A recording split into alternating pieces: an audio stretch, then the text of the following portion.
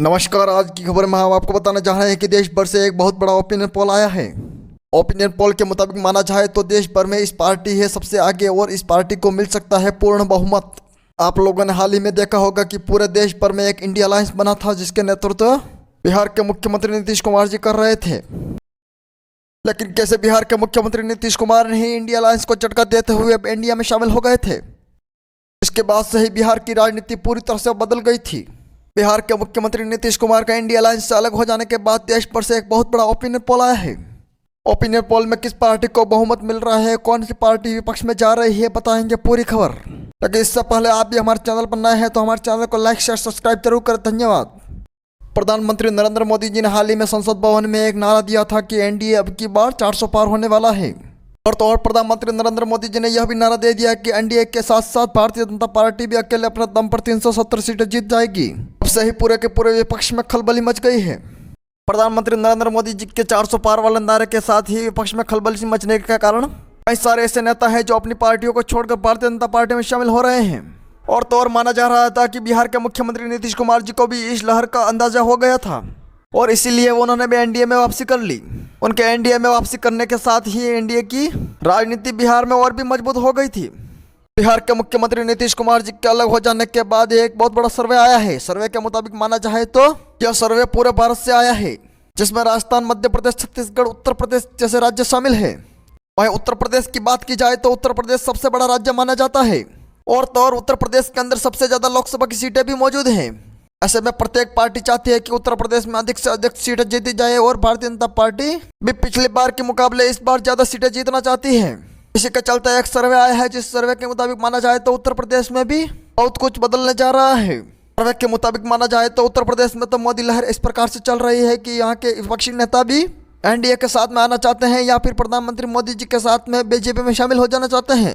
Congress party के वरिष्ठ नेता राहुल गांधी भी भारत जोड़ो जैसी नई यात्रा पर निकले हुए हैं। कांग्रेस पार्टी का मानना है कि उत्तर प्रदेश की तरह ही अन्य राज्यों में भी भारतीय जनता पार्टी अगर इसी प्रकार से आगे बढ़ती रही तो उनके लिए जीत पाना बहुत ही मुश्किल हो जाएगा। इसमें काफी सच्चाई भी मौजूद है क्योंकि उत्तर प्रदेश के अंदर भारतीय जनता पार्टी काफी मजबूत मानी जाती है।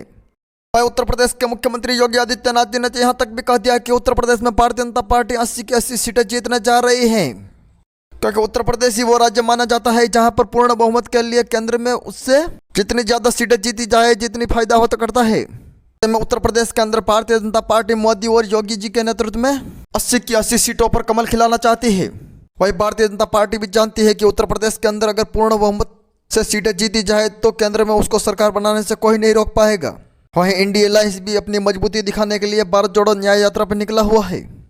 भारत जोड़ो न्याय यात्रा से कुछ खास फायदा होने वाला नहीं है, या तो इंडिया अलायंस भी जानता है, क्योंकि इससे पहले भी कांग्रेस के नेता राहुल गांधी भारत जोड़ो यात्रा पर निकल चुके हैं। लेकिन इसके बाद के हुए विधानसभा चुनाव में कांग्रेस पार्टी का खाता तक भी नहीं खोल पाना मुश्किल हो गया था। हालांकि कुछ राज्यों में कांग्रेस पार्टी ने अपनी सरकार भी बनाई है, जैसे कर्नाटक, तेलंगाना जैसे राज्य मौजूद हैं। इसी कड़ी में एक बहुत बड़ा ओपिनियन पोल आया है। सर्वे में चौंकाने वाले नतीजे सामने आ रहे हैं। सर्वे के मुताबिक उत्तर प्रदेश में भारतीय जनता पार्टी 75 से 77 सीटें जीत सकती है। वहीं समाजवादी पार्टी को 1 से 5 सीटें और बसपा को 0 से 1 सीट मिल सकती है। वहीं कांग्रेस पार्टी को उत्तर प्रदेश के अंदर 1 सीट मिल सकती है। वहीं राजस्थान में लोकसभा के चुनाव में 25 में से 25 सीटें जीतती हुई दिखाई दे रही है भारतीय जनता पार्टी। वहीं मध्य प्रदेश में 29 में से 28 सीटें जीत रही है वो कांग्रेस पार्टी 1 सीट। वहीं गुजरात में सभी 26 सीटें जीत रही है। छत्तीसगढ़ में 11 में से 10 सीटें जीत रही है और उत्तराखंड में सभी 5 सीटें जीत रही है। हिमाचल में ओपिनियन पोल में मुताबिक भारतीय जनता पार्टी सभी 4 सीटें जीत रही है, कांग्रेस पार्टी 0 पर। वहीं पंजाब में भारतीय जनता पार्टी 2, कांग्रेस 5, अकाली दल 2, आम आदमी पार्टी 5 सीटें। वहीं गोवा में Bharatiya Janata party 1 seat, Congress party भी 1 सीट। वहीं उड़ीसा में भारतीय जनता पार्टी 12 और बीजेडी 9 सीट पे जीत रही है। कर्नाटक में भाजपा 24, कांग्रेस पार्टी 4 सीटें। आंध्र प्रदेश में वाईएसआर कांग्रेस 15 और भाजपा 2, टीडीपी 8 सीटें। तेलंगाना में भारतीय जनता पार्टी 4, कांग्रेस पार्टी 10 और बीआरएस 2 सीट। पश्चिम बंगाल में Bharatiya Janata party 19 seat, TMC 22 seat, Congress party 1 seat. Jammu Kashmir में भाजपा 4, कांग्रेस गठबंधन 2। हरियाणा में Bharatiya Janata party 7, Congress party 2, JJP 1 seat. Delhi में भाजपा 7 सीटें, कांग्रेस 0, आप 0। देश भर से इंडिया अलायंस को बड़ा झटका लगता हुआ दिखाई दे रहा है। ओपिनियन पोल के मुताबिक देखा जाए तो कई राज्यों में कांग्रेस पार्टी और अन्य विपक्षी दल खाता खोलते हुए भी दिखाई नहीं दे रहे हैं। उत्तर प्रदेश में अखिलेश यादव को बड़ा झटका लगता हुआ दिखाई दे रहा है। 1 सीट उनकी पिछली बार के मुकाबले कम होती हुई दिखाई दे रही है। पंजाब में आप और कांग्रेस पार्टी को दोनों को झटका लगाता हुआ दिखाई दे रहे हैं। जहां में आम आदमी पार्टी और कांग्रेस पार्टी को अलग अलग चुनाव लड़ने के कारण बहुत बड़ा नुकसान होता हुआ दिखाई दे रहा है। ओपिनियन पोल के मुताबिक भारतीय जनता पार्टी उत्तराखंड में सभी 5 सीटें जीत सकती है। वहीं उत्तर प्रदेश में भारतीय जनता पार्टी बढ़त लेते हुए दिखाई दे रही है। वहीं पश्चिम बंगाल में भी भारतीय जनता पार्टी पिछली बार के मुकाबले 1 सीट ज्यादा जीत रही है। वहीं हिमाचल में भारतीय जनता पार्टी की सरकार न होने के बावजूद भी वहां पर भारतीय जनता पार्टी सभी 5 सीटें जीतती हुई दिखाई दे रही है। ओपिनियन पोल के मुताबिक देखा जाए तो देश भर में इंडिया अलायंस को बड़ा झटका लगता हुआ दिखाई दे रहा है। इंडिया अलायंस को एकमात्र उम्मीद दक्षिण भारत से है, जहां पर भारतीय जनता पार्टी इस वक्त बहुत ज्यादा मेहनत करती हुई दिखाई दे रही है और आने वाले दिनों में दक्षिण भारत में भी भारतीय जनता पार्टी अच्छी खासी सीटें जीतने की उम्मीद में दिखाई दे रही है। वहीं आसाम में भारतीय जनता पार्टी को 2 सीटों का फायदा होता हुआ दिखाई दे रहा है। आसाम का ओपिनियन पोल कहता है कि भारतीय जनता पार्टी 13 में से 12 सीटें जीतती हुई दिखाई दे रही है। वहीं कांग्रेस पार्टी 1 सीट पर जीतती हुई दिखाई दे रही है। देखा जाए तो भारतीय जनता पार्टी को पूर्वोत्तर में भारी फायदा होता हुआ दिखाई दे रहा है, तो वहीं कांग्रेस पार्टी को न्याय यात्रा का कोई फायदा नहीं दिखाई दे रहा है। हालांकि इसमें दक्षिण भारत के कुछ राज्यों का जिक्र नहीं किया गया है। सर्वे के मुताबिक देखा जाए तो दक्षिण भारत में भारतीय जनता पार्टी अपनी ताकत बढ़ाती हुई दिखाई दे रही है। वहीं पश्चिम बंगाल में भारतीय जनता पार्टी को कुछ सीटों पर फायदा होता हुआ दिखाई दे रहा है, तो ममता बनर्जी को पार्टी को नुकसान होता हुआ दिखाई दे रहा है। वहीं कांग्रेस पार्टी की भी पिछले बार के मुकाबले इस बार 1 सीट कम होती हुई दिखाई दे रही है। हालांकि ममता बनर्जी और कांग्रेस पार्टी मिलकर चुनाव लड़ेंगे, इस पर संदेह है। वहीं पूर्वोत्तर के राज्यों में कांग्रेस पार्टी अपना बहुत बड़ा नुकसान कराती हुई दिखाई दे रही है। यानी कि साफ तौर पर कहा जा सकता है कि इंडिया अलायंस के साथ साथ ममता बनर्जी को भी पश्चिम बंगाल में नुकसान होता हुआ दिखाई दे रहा है। वहीं कांग्रेस पार्टी को कुछ राज्यों से उम्मीद है, लेकिन इतनी भी उम्मीद नहीं है कि वहां पर पूर्ण बहुमत हासिल किया जा सकता है। कांग्रेस पार्टी को सबसे ज्यादा उम्मीद कर्नाटक से है, लेकिन हाल से भी ओपिनियन पोल के मुताबिक देखा जाए तो भारतीय जनता पार्टी सबसे बड़ी पार्टी के रूप में उभर रही है। कर्नाटक में भारतीय जनता पार्टी को सबसे ज्यादा सीटें मिल रही हैं। वहीं तेलंगाना में कांग्रेस पार्टी को सबसे ज्यादा उम्मीद मानी जा रही है। तेलंगाना में कांग्रेस पार्टी को 10 सीटें मिल सकती है, तो वहीं कांग्रेस पार्टी के खिलाफ भी कुछ सीटें जा रही है, जिसमें से 7 सीटें मानी जा रही है। इनमें से 4 सीटों पर भारतीय जनता पार्टी, तो वहीं 3 सीटों पर बीआरएस पार्टी को जीतती हुई दिखाई दे रही है। वहीं तेलंगाना के बाद हैदराबाद में भी, राजधानी में भी मुकाबला कांटे का माना जा रहा है। इसके बाद आंध्र प्रदेश में चंद्रबाबू नायडू अपनी स्थिति सुधारते हुए दिखाई दे रहे हैं, लेकिन माना जा रहा है कि भारतीय जनता पार्टी इनके साथ गठबंधन कर सकती है और इनको अच्छा खासा फायदा हो सकता है। आंध्र प्रदेश में मुख्य विपक्षी दल के रूप में चंद्रबाबू नायडू के नेतृत्व में टीडीपी पार्टी है, जो 2019 के विधानसभा चुनाव से पहले बीजेपी से अलग होकर चुनाव लड़ी थी और उनका सरकार में आना ना के बराबर हो गया था। वहीं नीतीश कुमार के अलग हो जाने के बाद से ही इंडियन अलायंस में दरारें बढ़ती जा रही है और प्रधानमंत्री नरेंद्र मोदी के नेतृत्व में भारतीय जनता पार्टी अलग अलग राज्यों में एनडीए के साथ विस्तार में लगी हुई है।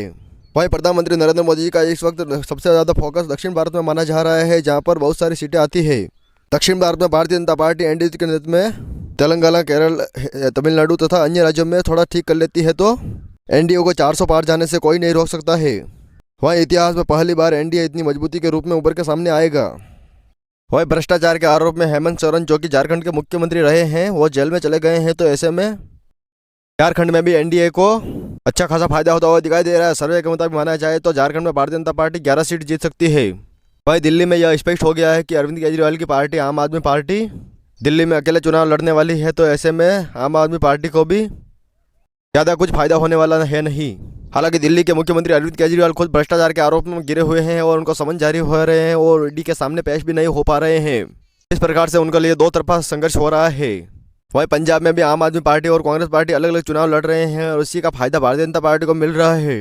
माना जा रहा है कि भारतीय जनता पार्टी पंजाब में आने वाले दिनों में अपने स्तर और भी सुधार सकती है और यहाँ तक कि अकाली दल के साथ गठबंधन भी कर सकती है। यहाँ एक तरफ इंडिया अलायंस पंजाब में बिखरता हुआ दिखाई दे रहा है, तो वहीं एनडीए में वापसी करते हुए अकाली दल अच्छी खासी सीटें जीत सकती है।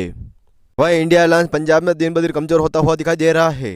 और दूसरी तरफ पंजाब के बाद दिल्ली में भी अरविंद केजरीवाल ने आम आदमी पार्टी के नेतृत्व में झटका देते हुए कांग्रेस पार्टी से कहा है कि वो अलग चुनाव लड़ रही है। तो वहीं बिहार में भी झटका देते हुए नीतीश कुमार एनडीए से नाता जोड़ चुके हैं। वहीं तेजस्वी यादव राहुल गांधी के नेतृत्व में अकेले रह गए हैं। तो वहीं उत्तर प्रदेश में अखिलेश यादव को झटका देते हुए मायावती ने अलग चुनाव लड़ने का ऐलान कर दिया था और इसके बाद जयंत चौधरी ने भी एनडीए में शामिल होने का निर्णय कर लिया है। ऐसे में माना जा रहा है सर्वे के मुताबिक कि भारतीय जनता पार्टी उत्तर प्रदेश में गठबंधन के सहित 70 से 80 के सीटों के बीच में जीत सकती है। तो वहीं जयंत चौधरी के आ जाने के बाद एनडीए और भी ज़्यादा मजबूत होता हुआ दिखाई दे रहा है। अब साथ ही साथ यह भी देखना होगा कि एनडीए के साथ साथ क्या भाजपा भी 370 सीटें जीत पाएगी और देखना यह भी होगा कि एनडीए अलायंस को आने वाले समय में और कितने झटके लग सकते हैं। इस वीडियो में फिलहाल इतना ही, मिलते हैं अगले वीडियो में, तब तक के लिए जय हिंद जय भारत।